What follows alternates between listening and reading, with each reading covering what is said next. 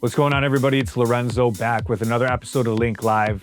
We got episode 23 for you guys today. We're welcomed today by Daniel Oddix, co-founder of LiQure. LiQure is one of the market's leading anti-hangover recovery gummies. They just iterated their second variation of the product. They're spreading nationally like crazy. Daniel breaks down some of their early struggles, how to pick distribution, what to look out for when you're formulating a product, how they are now reaching national scale, and what their plans look like moving forward as they continue to scale their brand and digital presence. And without further ado, let's hop into Link Live episode 23.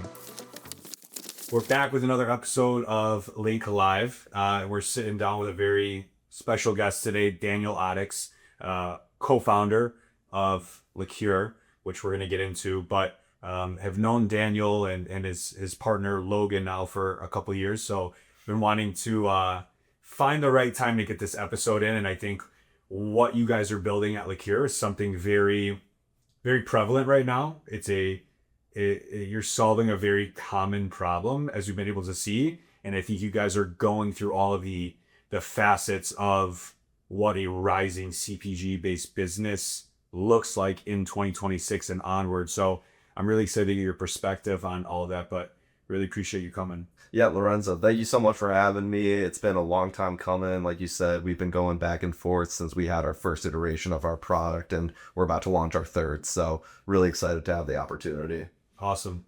Let's hop into it, kind of just square one. I know you were really born and raised in the Chicago area, but you're based here now. Talk to us a little bit about like your upbringing, kind of like where you grew up, what some of those early inspirations look like, your background, family, things of that nature.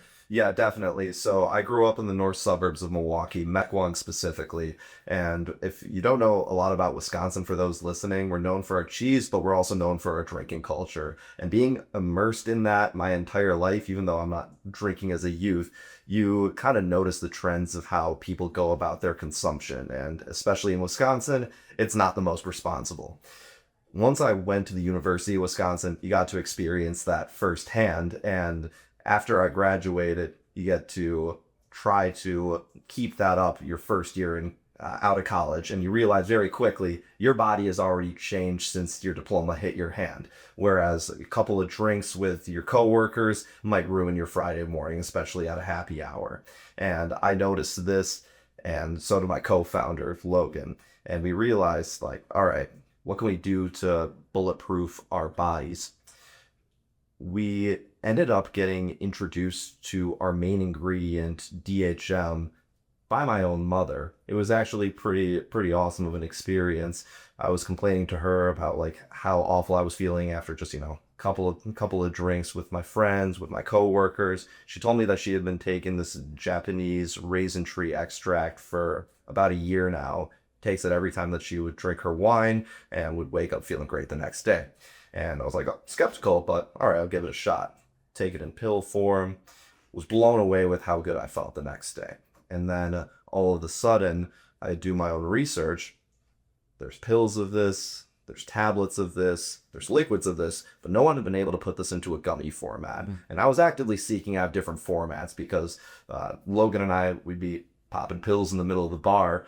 You get the weirdest looks from the managers. You get the weirdest looks from people that you're talking to. The optics are very taboo for pills. But for a gummy, with like the increase in preference for gummy supplementation, but also the rate of acceptance of like THC products, the gummy association with THC, how that skyrocketed over the last several years, it's made it to be the most likely format for us to find success with this type of ingredient. So we started putting our head down and working. We contracted a dietary supplement chemist out on the West Coast. After about 2 years of R&D and numerous setbacks, numerous manufacturers, we ended up launching late in 2024. So it's been quite the journey since then. Yeah, absolutely. You dove into a lot of stuff that I want to talk through, but I want to peel back a little bit. Because you and Logan went to school together, or you were not the same college? So Logan and I, we grew up together in Milwaukee, and then when I went to the University of Wisconsin, he went to Florida Atlantic University, so definitely another party school. Okay. I guess talk about you went through you got the inspiration from your mom, and something that she was kind of like looking into when it comes to DHM. That specific aspect of this, for people that don't understand or don't know, like, what is a little bit more on the history of DHM? What does it do compared to like other things on the market that may suggest, anti, alcohol aids and all that kind of stuff? Like, what is different about that specific? It's a plant technically, or it's an herb? Yeah, so it's a flavonoid actually. Okay. So how it compares to a lot of the other products that are on the market. So let's start with the biggest one, Liquid IV. And yeah, it's a great product for hydration. Realistically, hydration is only a fraction of the reason why you don't feel great the next day after drinking. The other 80+ % of that is how well your body is able to metabolize the alcohol. What DHM does is that it actually increases the amount of two specific enzymes that your liver produces, alcohol dehydrogenase, acetaldehyde dehydrogenase. But what they do is they convert the toxic byproduct of alcohol, acetaldehyde, into a non-toxic format and clear it out of your body before it can wreak havoc on your organs. And that's where you get the headaches, the upset stomach, the mornings in the bathroom. So effectively, DHM helps you metabolize the alcohol much quicker than your body would be able to on its own.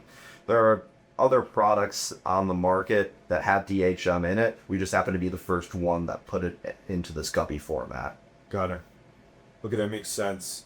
And this is something that's big over in Asia, right? Absolutely. So in South Korea, absolutely the biggest users of DHM. They have full aisles dedicated in their convenience stores where they have DHM products.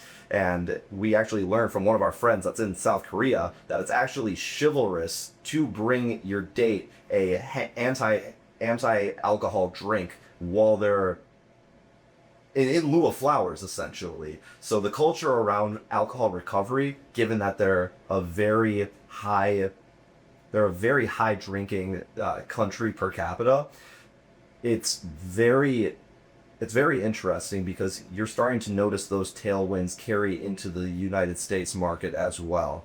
But even going back further in history, this DHM, it's been used in China even for centuries for liver health, and only within the last 2-ish decades has there been medical research here in the States from USC, UCLA, and a couple of other research organizations about its efficacy in mitigating damage from alcohol, but also supporting the metabolism of it. Why do you think it's taken so long for the research of it, or the popularity of it to make its way to the States? That's a great question. I think a lot of it has to do with the culture of the United States. A lot of people here, you just kind of go into drinking where you don't really plan for the next day. But as we're seeing a lot of trends in longevity and biohacking, we're having people that are drinking or people that don't even drink that much, but when they do, they want to be more intentional about how they feel the next day. So that's bringing in this whole influx of products that are all designed around like health, productivity, but also making sure that you're able to maintain your social life, because so many people use alcohol as a social elixir. And we all know like the damages, the danger of alcohol. But if you're able to consume in a responsible manner and have tools with you that are going to be able to help mitigate that damage, you're also going to be able to maintain that social life. Sure. I absolutely will use alcohol in settings where I might be a little uncomfortable, but it helps me relax a little bit. It helps the conversation flow more naturally. I didn't drink before this podcast, but maybe that'd be kind of a wild one if we would had a glass of champagne or two. Yeah. Love it. So what I want to dive into now, like you had this realization when your mom introduced you to DHM. What was the gap of time, or like what were the things occurring in between you, I guess, discovering the DHM and then you taking the first initiative, first action to start LiQure? What were the things that had to happen in between? So the things that had to happen were, the main one is I had to make sure that this made sense financially. Like, I was working for a small consulting firm at the time in Chicago, so I at least had a salary to back me on this. But there's a lot that goes into a manufacturing run. I was completely unaware of like the additional costs that it would take, especially working with manufacturers that have significantly higher MOQs. So the first thing I needed to do was make sure that it just made sense financially and I was able to afford the risk that I was taking on for a product like this. the next things that we had to do were research, all right, what's on the market right now. And I kind of alluded to some of those other formats, the liquids, the pills, the tablets. I needed to make sure that this was something novel. And with my research, no one had been able to make a gummy with DHL as early as 2023. So from there, we realized we had something novel. We began working even on the formulation with our dietary supplement chemists. We began working with IP attorneys to make sure that this could be defensible in the United States Patent and Trademark Office. And from there, we started working on branding, sourcing packaging, and making sure that we had enough budget to be able to launch and really come out swinging. Naturally, you're going to have some bumps on the road. Our first manufacturer, they sent us a sample that was really good, and then they went into bulk production, and it worked, but it looked awful, and it tasted even worse, which I don't even know how that's possible. So that took another 6 to 8 months out of our timeline, working to make another manufacturing run, doing all more R&D with another team. And then by then, we launched with essentially no budget whatsoever. But we had the money to be able to make that first mistake with our manufacturer and be able to still come out with the product that we initially envisioned. So a lot of it had to do with budgeting, as well as making sure that our formulation and our IP could be defensible. Got it. What are some of those initial things that you don't, it's your first time going into the industry, starting a business at all. What are some of the initial things when you go through the process of manufacturing that you're just not thinking about at the time? Oh my gosh, where do I even start?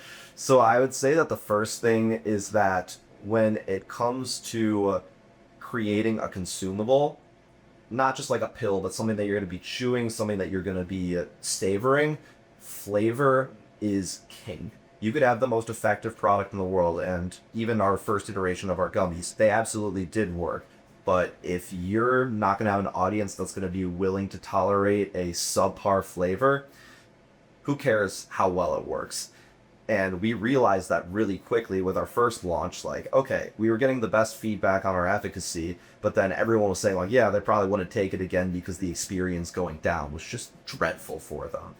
So moving forward, we needed to make sure that flavor is going to be king. And I think I underestimated that going into this. It was like, oh, if it works for making me not spend the morning in the bathroom after drinking, everyone's going to want to take this. No, you got those who don't know, talk about like the taste, the flavor profile a little bit because of what's used. Yeah, so this DHM, it's very bitter. And then we combine it with a bunch of other active ingredients like milk thistle, ginger root, prickly pear.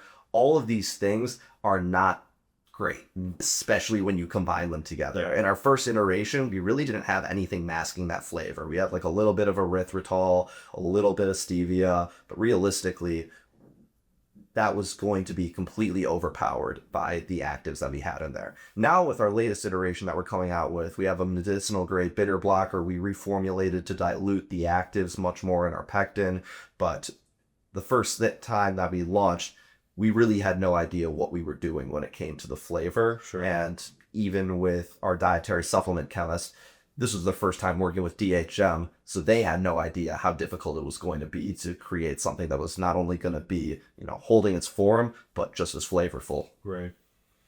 So you go through your first manufacturing run, you're getting a lot of feedback. What does some of the minimum order quantities look like? What are some of those bumps in the road that for a lot of people would deter them, but you guys kind of stuck the course and continue to see it through? Yeah, that's a great question. So for our first MOQ that we ever had, we had to order 300,000 gummies total. And I think that equated to about 50,000 packets that we were working with. We didn't end up completing that run with our first manufacturer. They got about 2/3 of the way through. And honestly, it's a miracle that they didn't complete it because the product that they gave to us, it was just awful. And they had their machine break down multiple times on us. They kept giving us some fishy story about the origins of not only the ingredients, but the machinery itself. It definitely raised a couple of flags for me, and we asked them to just refund us on the rest of the order.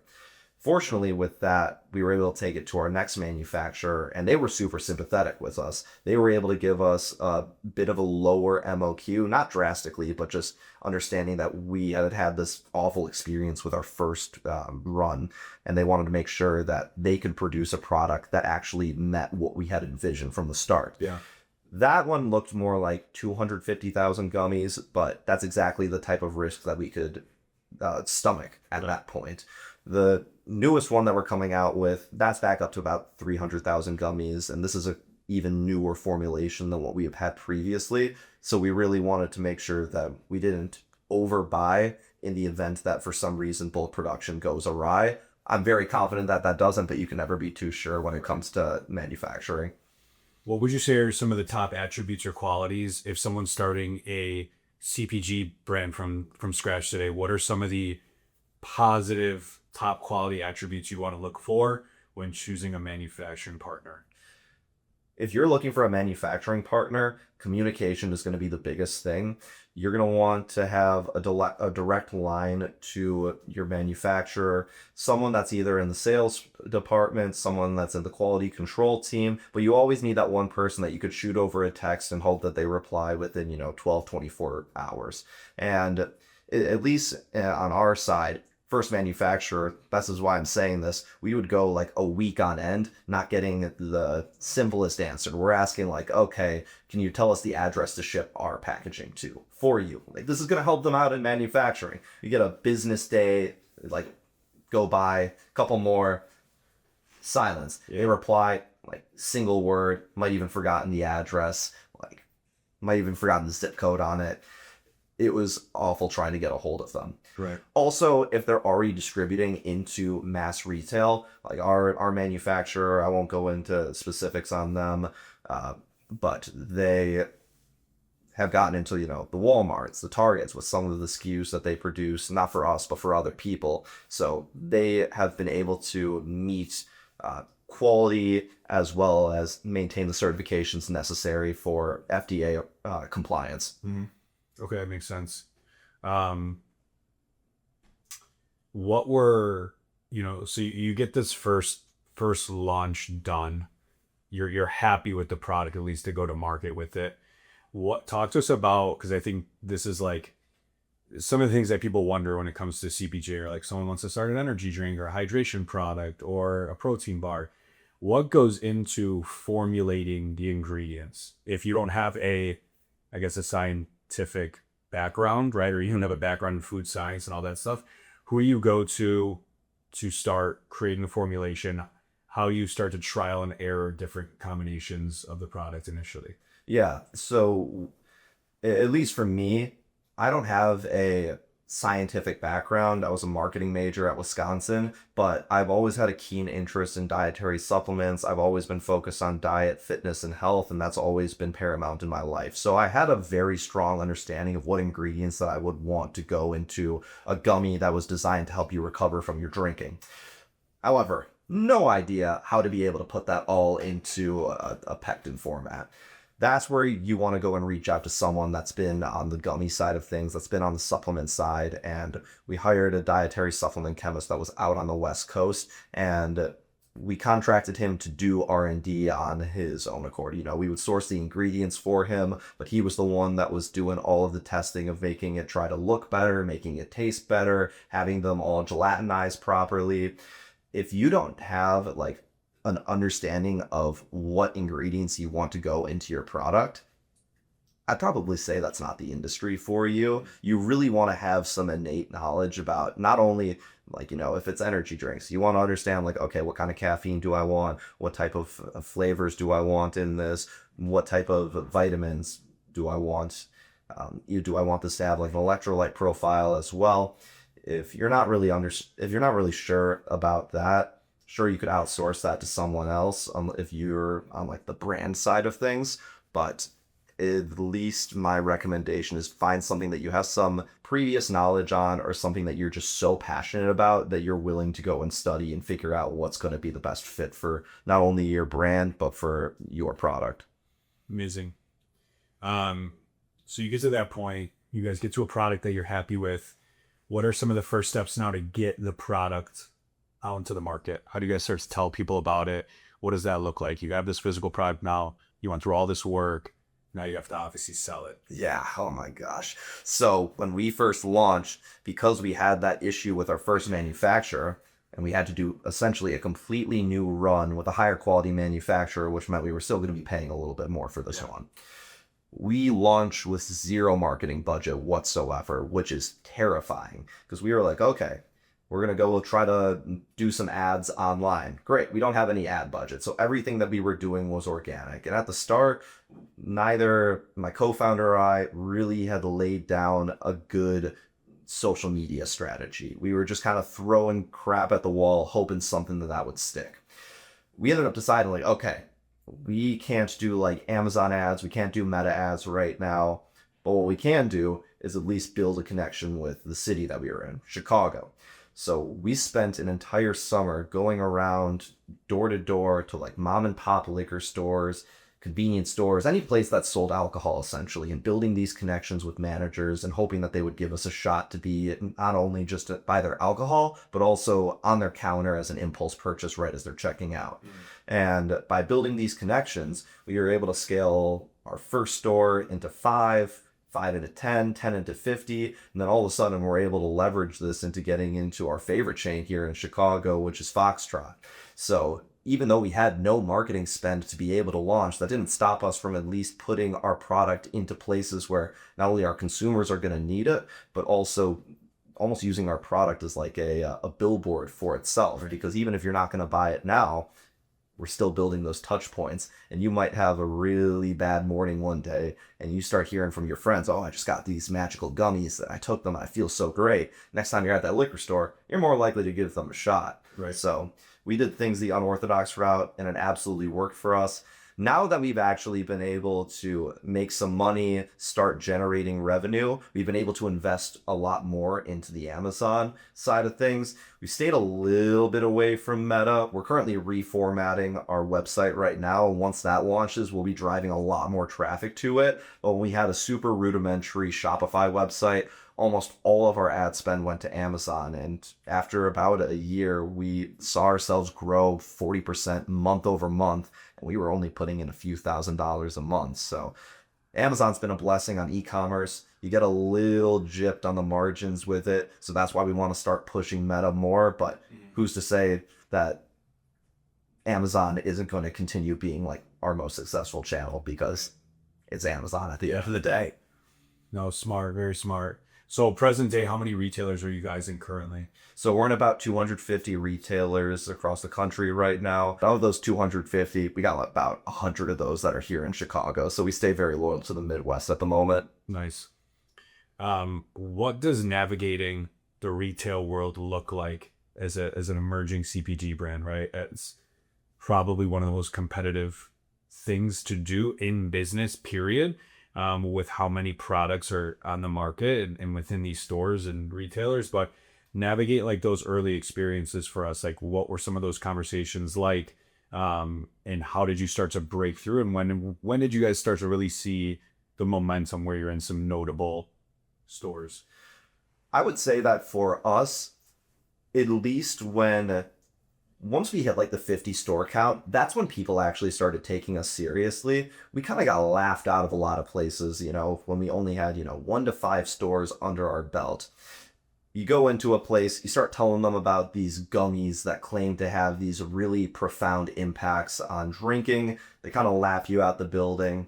Sometimes you'll have a bit of a language barrier with the type of individuals at the locations that we're working with, and like no fault on them, but oftentimes they would think that our gummies either had THC in them, just because our packaging definitely looked more THC-esque at the time, or they think that the gummies have alcohol in them, and it leads to them thinking like, oh, this is going to be like a compliance issue. We already have a team that we source all of our alcohol from. So we struggled at the start conveying the messaging of what our product actually was. Once we got into enough stores, though, the story began to tell itself. it was really hard approaching, some national retailers at the start because we had no presence whatsoever. They definitely want to see data. They want to see what velocities you're doing in the best stores that you have. What's your average sell-through rate? They want to be able to see how many SKUs you have, what SKUs do best. We only have a single SKU, so it was like, all right, we're a one-trick pony over here. We ended up building a really strong relationship with the Foxtrot buyer. They fortunately are very loyal to the Chicago brands that are up and coming, and they saw us being a very strong fit as a brand that has a lot of health products, but they also sell a lot of wine and a lot of spirits. And once we were able to highlight kind of like the versatility of our placement, we could be put into the wellness, we could be put into the impulse, we could be put directly into the alcohol, so we're in line of sight with what's going to be a complimentary purchase for them. Right. That's when things start to click for the buyers and they start to see the value proposition. Then from there, leveraging Foxtrot to get into other Chicago liquor stores, that's been huge for us, and that's why we have a little over 100 store presence just in Chicago alone. Now, we're really looking to take that data and bring that across the rest of the country. And we've seen that already in Iowa with our Casey's stores, in the Dallas-Fort Worth area with our Murphy USA stores. Our dreams are going to be getting into, the Binny's, the Total Wine, some of those national or big regional liquor stores. And then also taking it to more like the natural grocers that also do sell alcohol. So Sure.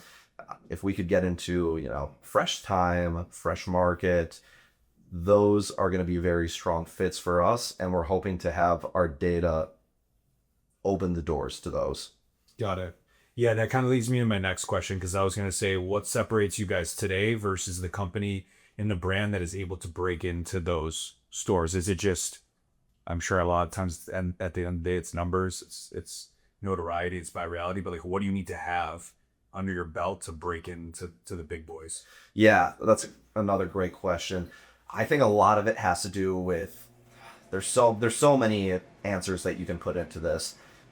You want a decent social media following. That's not going to be a make or break, but if you can come in and say that you have 5-digit followers, they're going to be more inclined to give you a shot because you already have a pre-built audience base.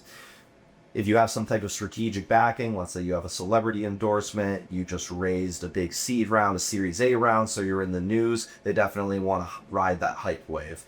For us, we were bootstrapped up until a few months ago, so when we were approaching these retailers, this is all just us. We built this ourselves, we didn't take anything from anyone else, no one notable, we didn't have, we're not backed by any big Chicago millionaire or something like that that's going to get us into one of these locations. The other thing that I would say that they really want to see is, it goes back to the data. They want to see where it's moving, the demographics of the people that are buying it, how quickly they restock us, and also what's the people's opinion on it. Surely it can work, but so does a pill. If people don't like the flavor of it, they don't like the experience of taking the product, then that's going to be, it's not going to be bountiful for you. I was at a conference trade show about a year ago, and one of the VPs at Whole Foods was speaking, and she made it very clear, taste is king. I don't want to try anything that does not taste good. It could be, it could save my life, but if it doesn't taste good, we're probably not going to put it on the Whole Foods shelf. And I didn't even mention, I would love to get it to Whole Foods. I think we're not too far off of that in the future. They've already shown an appetite to having other alcohol aid products in there. Sure. Realistically, taste is going to be king when it comes to opening that door, and no one at any of these big retailers has tried the newest version of our product that's about to launch. Yeah. So when you go back to the drawing board for this V2 product, if you will, what are the main things you guys are mixing and matching? What are you pulling out? What are you putting in? Obviously, we've been talking about it's a lot of flavor-based decisions. Mm-hmm. How does that start to form? Yeah, so when we first look at who we're trying to improve this product for, we look back on the consumer feedback that we were getting. And men, they enjoyed our product. the first iteration of it. They liked how it tastes for the most part. Even if they didn't like the taste, they liked how they felt after it. They kind of were like, they puff out their chest and like, oh, it's just, I'll take it and I would feel good the next day. When it comes to the women, we love them, but they're a lot more particular about the types of things that they take, and it could absolutely help them the next morning. And that's the feedback that we got from the majority of people that take our gummies. But some people would say it was like, oh, this is the worst experience going down. Like, this is the worst gummy I've ever had. And you hear that enough, like, okay, we definitely need to reformulate. And we really want to target the women on this production run. Make sure that they are in tune with, they like the product as much as we do. And so we decided to go a little bit more on like the fruitier side with the flavoring of it. Our newest flavor is called Berry Spritz. It's like a berry blend with strong notes of raspberry in it. Nice. And we have gotten some rave feedback on it from those that have been able to try it up to this point at some of the presentations that we've done, at some of the sampling events up to this point. We're really excited about this one. We think we really cracked the code for making a alcohol recovery gummy that actually tastes like it doesn't work, as opposed to something that tastes like it works. Nice.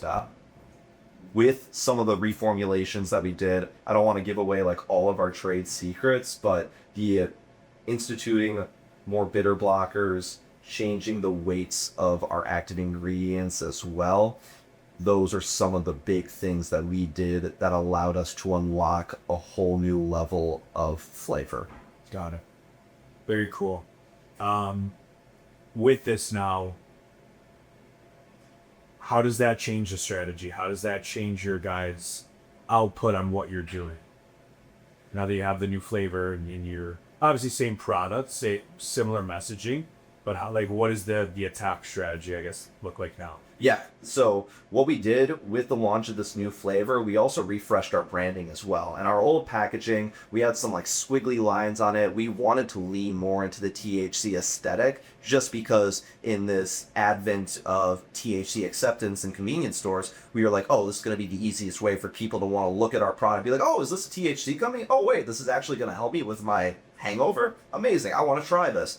Now, the alcohol aid industry, fortunately for us, it's growing enough where people know that to look at the counter like, oh, there's going to be this little potion that I can take at the counter. Oh, there's going to be these gummies that I can take at the counter that I did get with whatever six-pack I'm buying.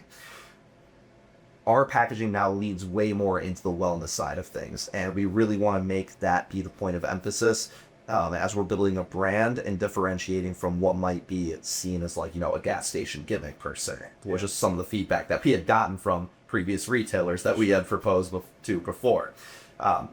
When it comes to attacking with marketing, we're still going to keep up doing what we had done with our previous iterations. We do a lot of activations in Chicago. We do a lot of events with event companies here where we'll either sell at the bars, sell at a kiosk, and we'll get feedback the next day from anyone that tries and leverage that for our social media. How we're looking to do things a little bit differently now is that previously we knew that our product wasn't the best tasting, but we really prided itself on the efficacy. It's kind of like Malort. You don't like it going down, but it's kind of a staple at that point. At least for us, you take ours with your Malort. But when we look at how we're going to go about,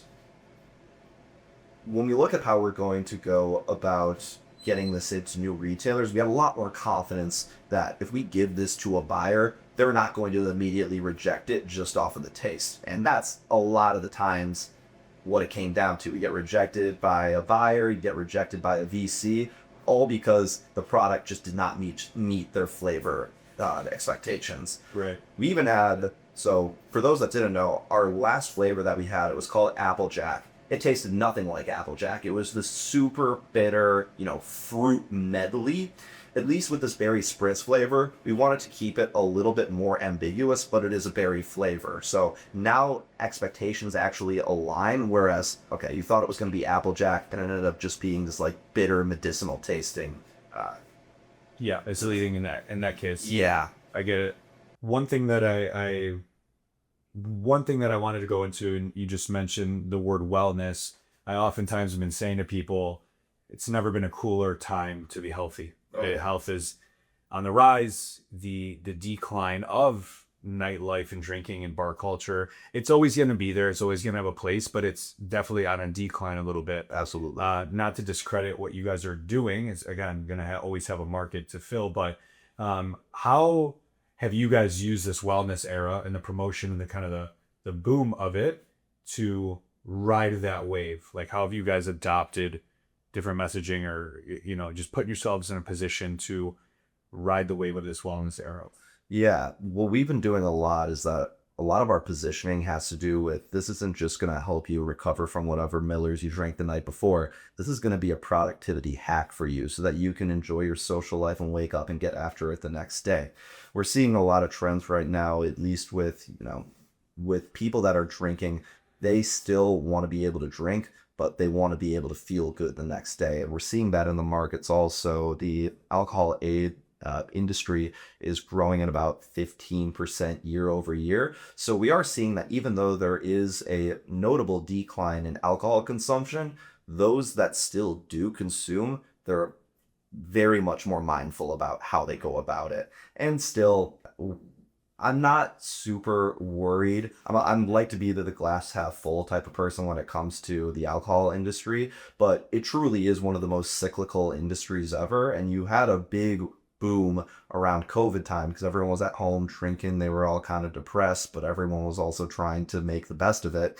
And now we've had hit a sharp decline from there. But you've seen these trends throughout the last 100 years of alcohol booming, busting, booming, busting.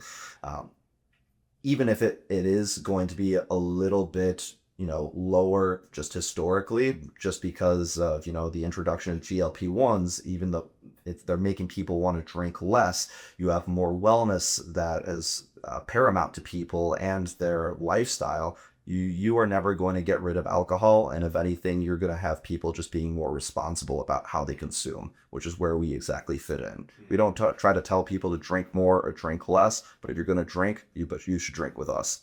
Yeah, no, I love it. What do you think CPG brands need to do today to stand out amongst competition? It's a very loaded question. I think that some of the most successful CPG brands right now that have gone like 0 to 100 very quickly, they thrive off of community.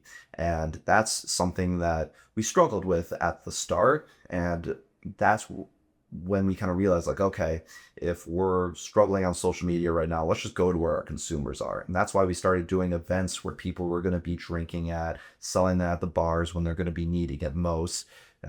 And then over the last few months, we've been able to start cultivating a community on social media where we start interjecting conversation about drinking culture, intertwining that with whether it's sports, whether that's statehood, whether that's talking about like rivaling colleges.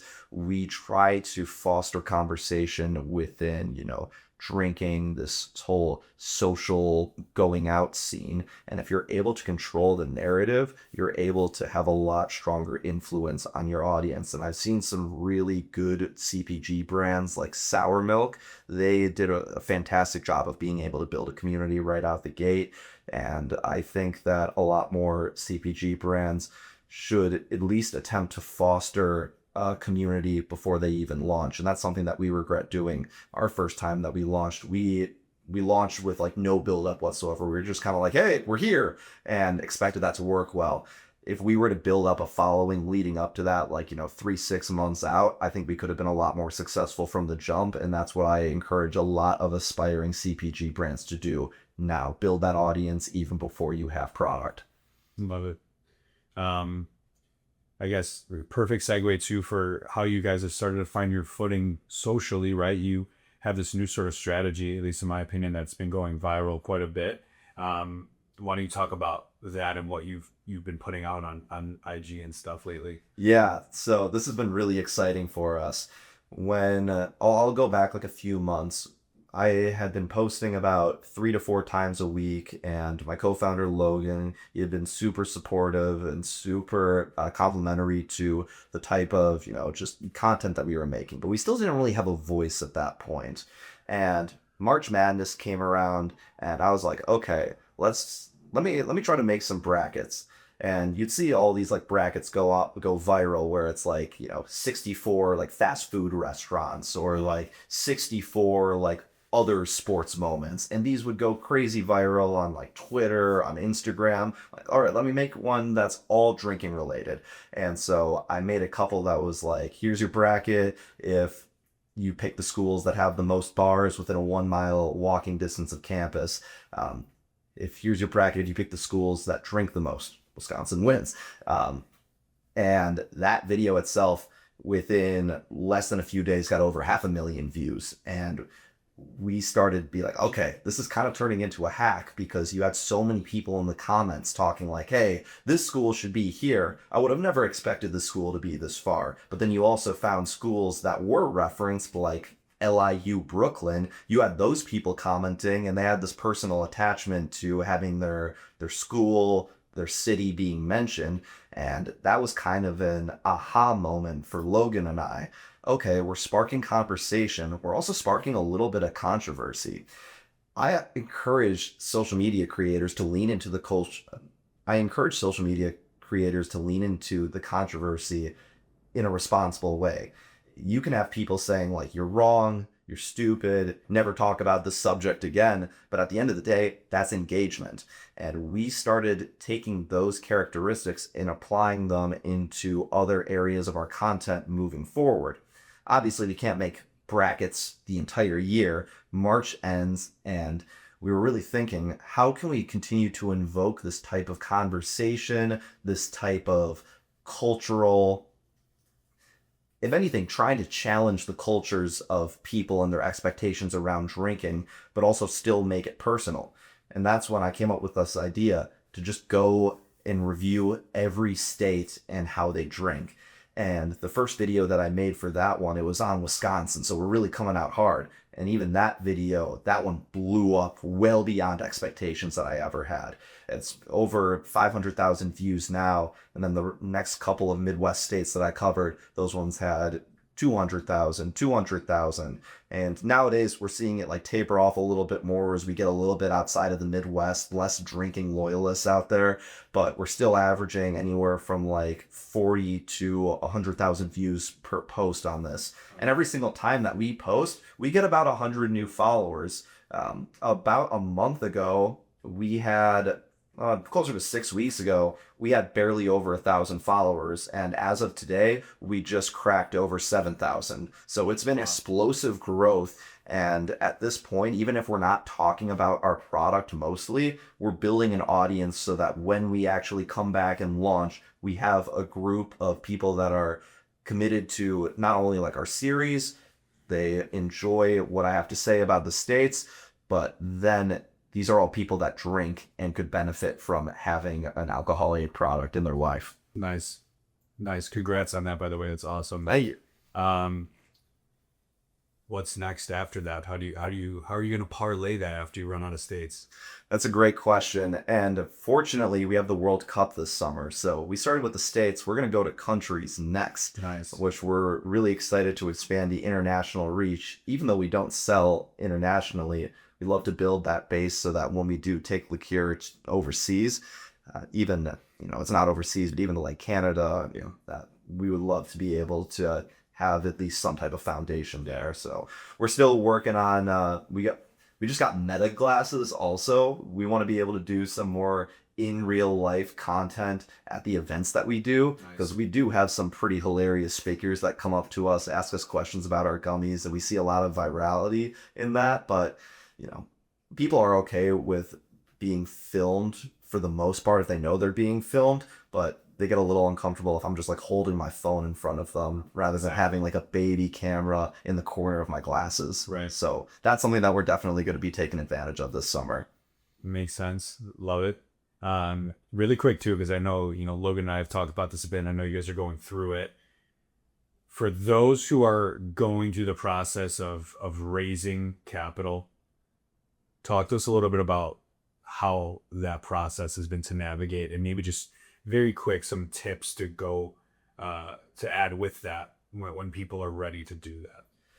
So Our process for this entire raise, it has been. And let me just, sorry, so to rewind, the first year or so when you guys did the first run and all of that, that was bootstrap technically, or did you guys take money up front as well to jumpstart it? This was all bootstrapped. Okay. We had support from our families, Yeah. but the majority of that came from just Logan and I. And that's important to know because there's a lot of people out there that think you need to raise immediately. Yeah. Right? That there's a lot of preconceived notions when it comes to raising money and just the mantra that's been created around it, right? Especially everything that goes on social media. But talk about, I guess, to start it, like you guys bootstrap first. What was the shift in understanding or knowing when you needed to raise?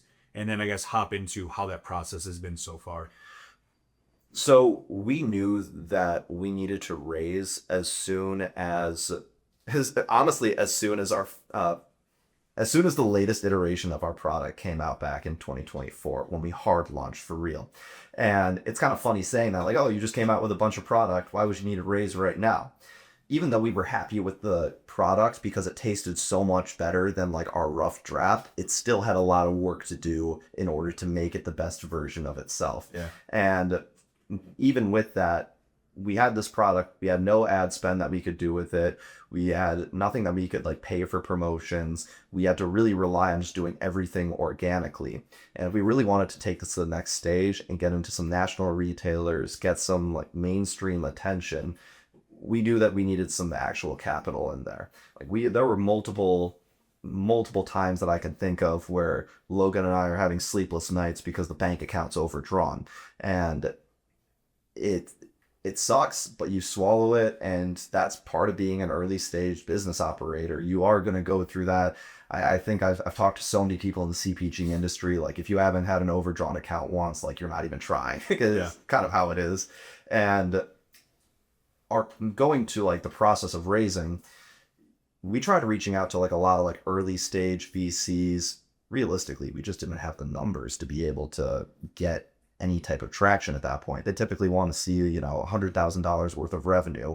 At that point, we had barely cracked 45 lifetime. Yeah. And we ended up coming across a group that we got a mutual introduction to that really believed in Logan and I as founders. They believed in the product. They tried it themselves. One of their wives felt great the next day after it.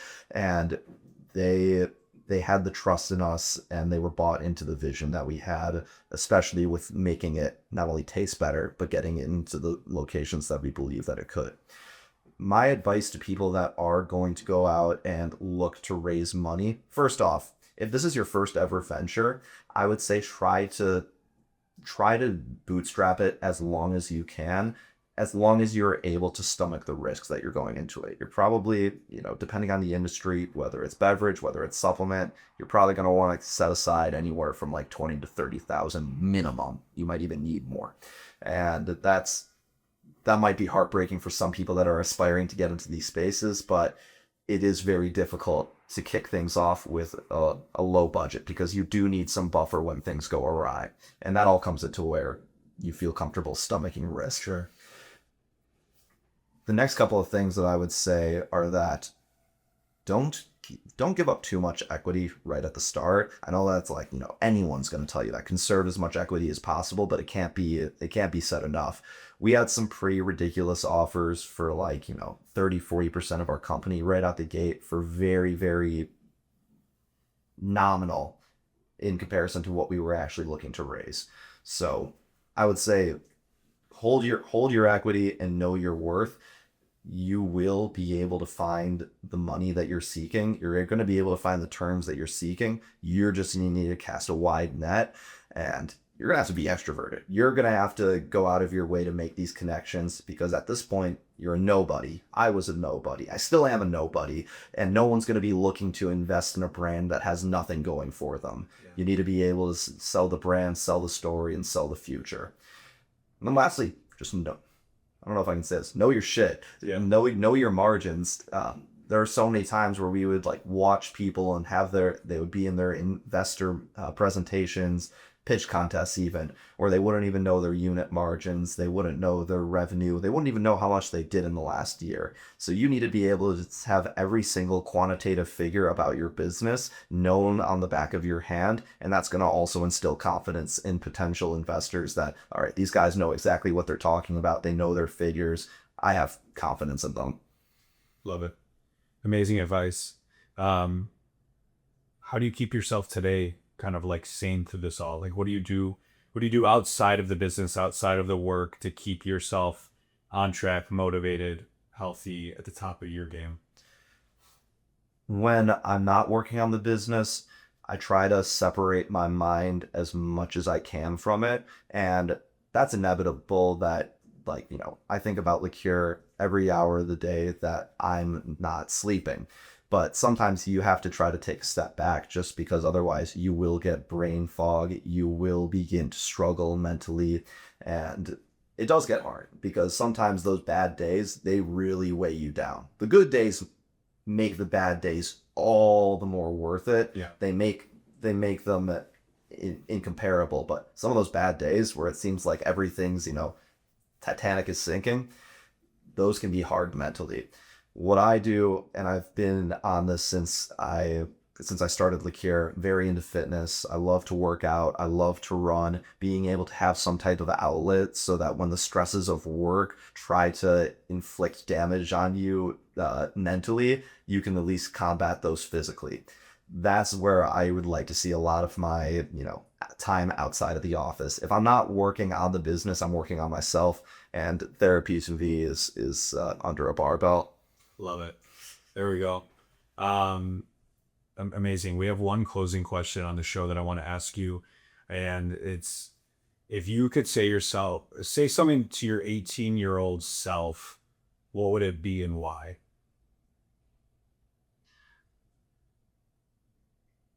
I would tell my 18-year-old self,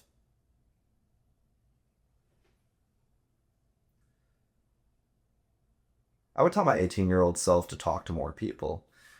When I first graduated high school, I had a strong friend group, but realistically, I was never considering myself an extrovert.